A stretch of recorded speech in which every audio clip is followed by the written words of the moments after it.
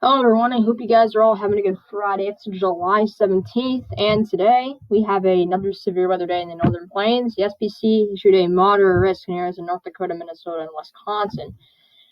So that's going to be the main focus in today's video. I would really appreciate if you guys would consider subscribing. So let's get started. So like I said, we have that moderate risk up there today. It's been a while. It hasn't been a while since we've seen a moderate risk. I think it's been around a month. But we can see it right there. And let's go. We're gonna look at pivotal weather here so you guys can see like counties. So this is our moderate risk today, and the red is our moderate risk. For eastern North Dakota, areas like Grand Forks and Fargo, areas of Minnesota, and a little bit of northwestern Wisconsin, right there. And we have an enhanced risk down all the way to the northern areas of Minneapolis, to UP and Michigan. And then we have a slight risk going all the way down to southern Minnesota. And we have a marginal risk in that area too. We have a second marginal in areas of central and Montana, and we have another marginal risk in areas of the mid-Atlantic right there. Let's look at the tornado risk today from the SPC. We do have a large 5%. The 5% is in the brown risk for tornadoes. Areas of North Dakota, northeastern, South Dakota, areas of Minnesota, Wisconsin, UP, and Michigan. Hail threat today is just the 15% in that yellow shade, but we do have a 15% significant risk. So when they issue a 15% significant, you guys can see we have that hatched area, this black hatched area right there. That's a significant area. That means you could see pretty extreme size, not extreme size, but larger hail. And we go to wind, we have a significant 45%. So 45% is in that purple, and we have it for, so today we're likely going to be seeing a derecho. So we're going to be looking at that. Now let's look at the day 2 outlook. We're not going to be talking about this today, but we do have a large slight risk for areas like Minneapolis, Madison, Milwaukee. I think you're on the southern side of it.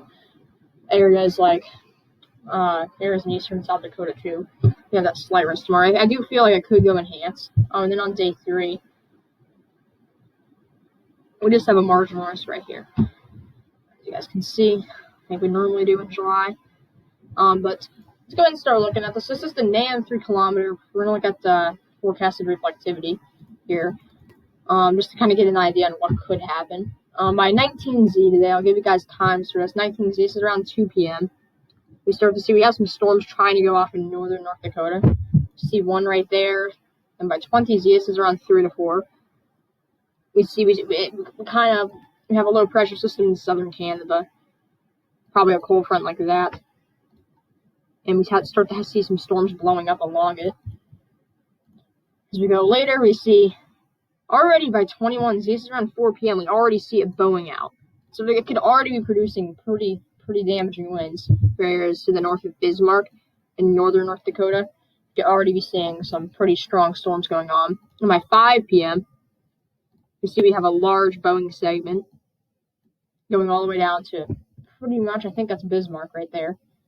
And then this is 6 p.m. You see it just gets larger now. Bismarck, you're probably getting hit around 6. This line is coming towards Grand Forks and Fargo now.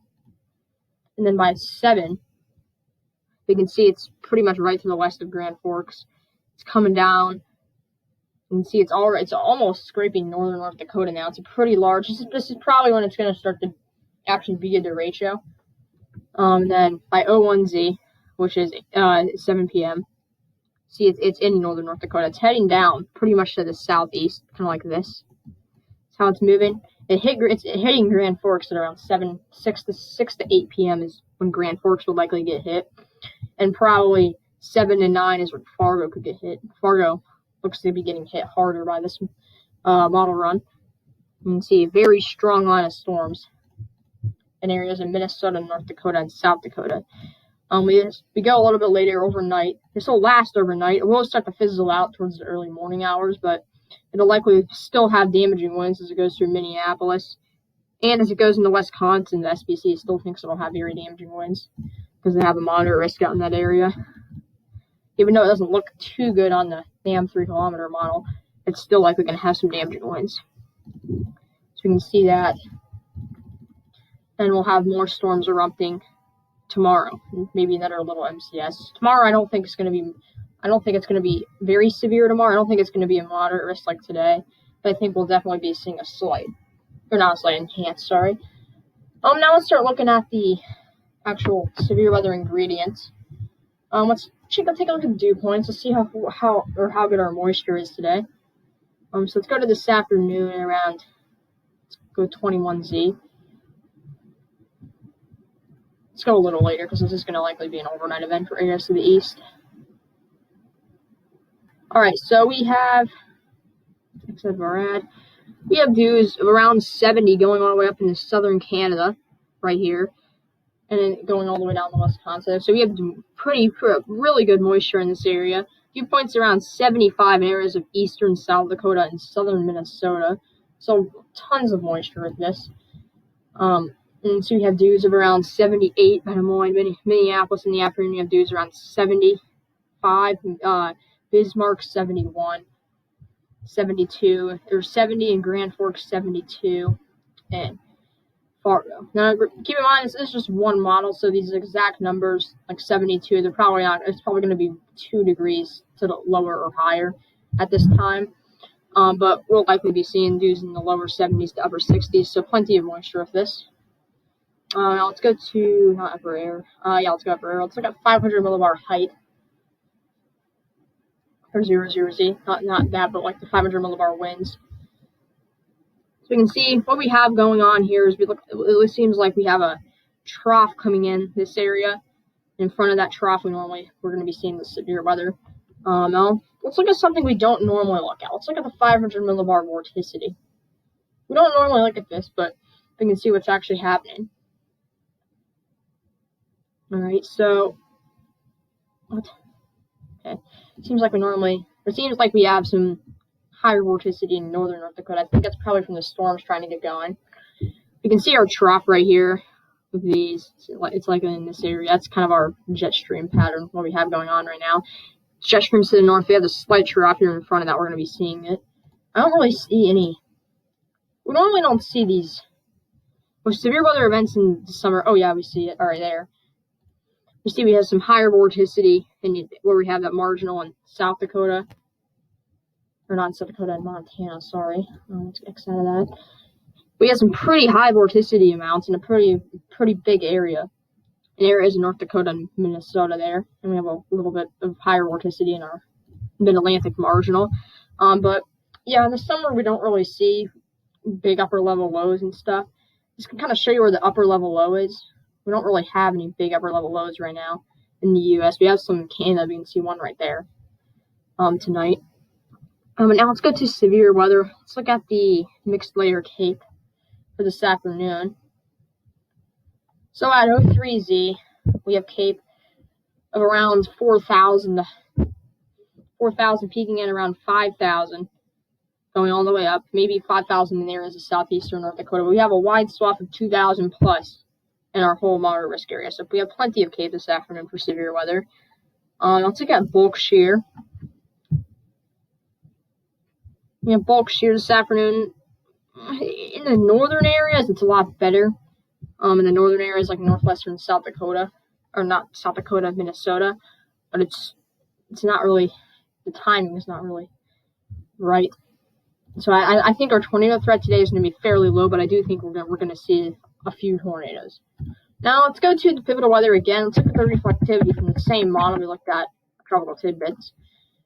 Let's try to take some sounding too, because I don't like the sounding format in tropical tidbits. So let's take some soundings. Stick one in front of this line this afternoon. Alright, so this is a TOR sounding from this afternoon. Alright, so we're going to look at this. It is a possible hazard type is TOR. We have we have good moisture, good temperature, 85. ML CAPE of 4,000, around 4,000-ish. We do have some changing. The winds are changing as you go up So we can see we have surface to 1 kilometer shear of 21 knots and 14 knots at surface to 3 kilometer. We have better upper level shear. Not really better, but this is an okay sounding. It's not the best for tornadoes though. We would probably only get a weak tornado out of this sounding. But it's a good sounding for severe weather. Hodo looks good for this area here. Then it starts to Not the best. Now let's go to 00Z. Let's take some more sounding. Let's take one from southern North Dakota. Alright, this is a marginal Taurus sounding. We have good moisture, 72. Dew point.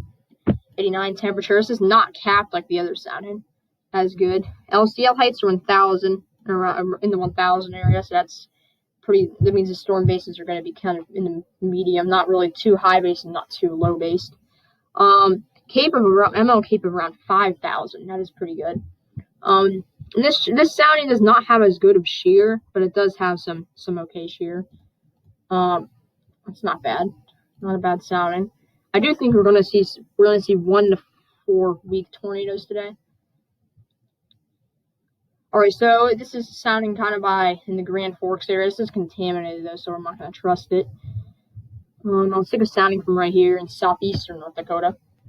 Marginal Taurus sounding 3,209 Cape 3,000 area. 86-degree temperature, 71-degree dew point. That's a good looking sounding. We have this is probably the best one for tornadoes yet though, because we have a greater amount of shear in the lower levels, and we have okay upper levels. Actually bad upper levels, but we have okay low level shear. So we do see this is actually not a terrible sounding for tornadoes. We could probably get a weaker, maybe EF1 tornado out of this. If it hit like a higher population area, like a city or something, it would be probably a higher rating. But we could get a tornado out of that.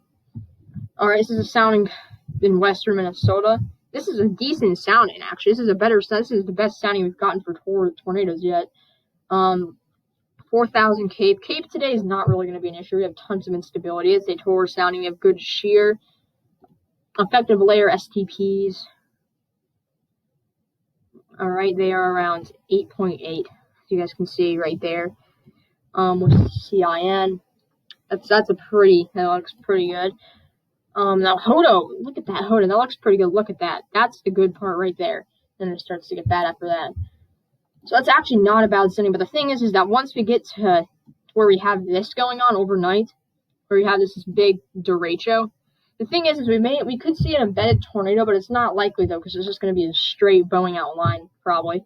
And we probably, if we can get I don't think we're going to have any supercells developing in front of it overnight. But I think our biggest tornado threat right now is probably in, I'm going to draw this for you guys. I think it's in this area. Now, the thing is, in this area, we could have supercell development, which could pose some tornadoes in this area in northern North Dakota. I'll fill that in with blue for you guys. This area, we could have supercell development. But supercell, I don't think we may not see any supercell development in this area. So that could be a potential issue. For tornadoes, but some of the best soundings I've gotten have been in this area. Yeah, that'll wrap up this video. I hope you guys enjoyed it. I hope you guys will please consider subscribing, and yes, peace out.